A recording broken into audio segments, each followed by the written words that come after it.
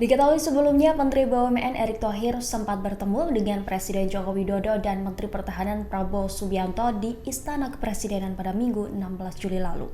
Terkait pertemuan itu, Erick mengaku belum dapat arahan dari Presiden Joko Widodo untuk menjajaki posisi bakal calon wakil presiden 2024. Hal ini disampaikan Erick saat ditemui di kawasan Taman Ismail Marzuki di Menteng, Jakarta, Rabu 19 Juli.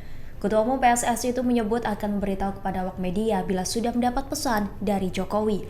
Namun ia menyebut 4 syarat jika diminta untuk maju sebagai cawapres. Adapun syarat pertama, ia ingin melihat terlebih dahulu rancang bangun koalisi partai politik yang akan mengusungnya. Syarat kedua, ia juga ingin memastikan sejauh apa kedekatan atau chemistry antara dirinya dengan baca pres yang akan diusung koalisi nantinya.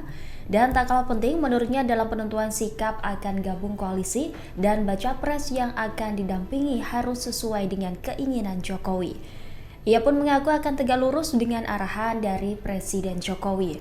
Terakhir, ia ingin melakukan negosiasi politik sebelum maju di Pilpres 2024. Negosiasi tersebut harus berisi visi pembangunan untuk Indonesia ke depan.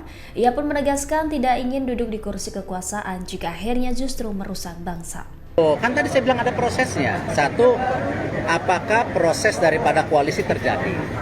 Kedua, kecocokan antara capres dan wapres. Yang ketiga, saya udah bilang saya tegak lurus sama Bapak Presiden, ya siap di dalam pemerintah, siap di luar pemerintah. Kalaupun ada terjadi kesepakatan, saya bilang, ya saya perlu lebih. Lebihnya apa? Bukan kesepakatan politik, tetapi kesepakatan negara ini mau dibawa kemana. Ya, jangan kita hanya berbicara kekuasaan, tetapi juga kondisi rakyat ya tidak baik-baik saja.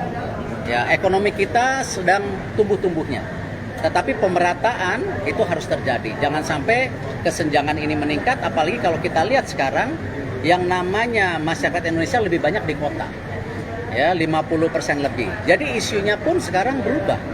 Apa? Contoh. Bagaimana kalau masyarakat itu lebih banyak di kota akan lebih konsumtif daripada produktif. Nah, bagaimana basis produktif kita?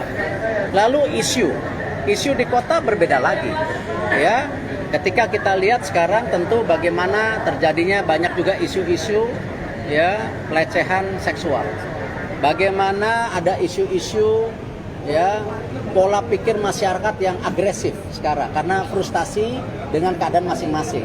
Jadi hal-hal ini juga dinamika yang berbeda, yang tentu perlu blueprint ke depan, ya blueprint yang berkelanjutan sehingga kita bisa memastikan tadi bukan hanya duduk di kekuasaannya, tetapi hasilnya apa ke depan.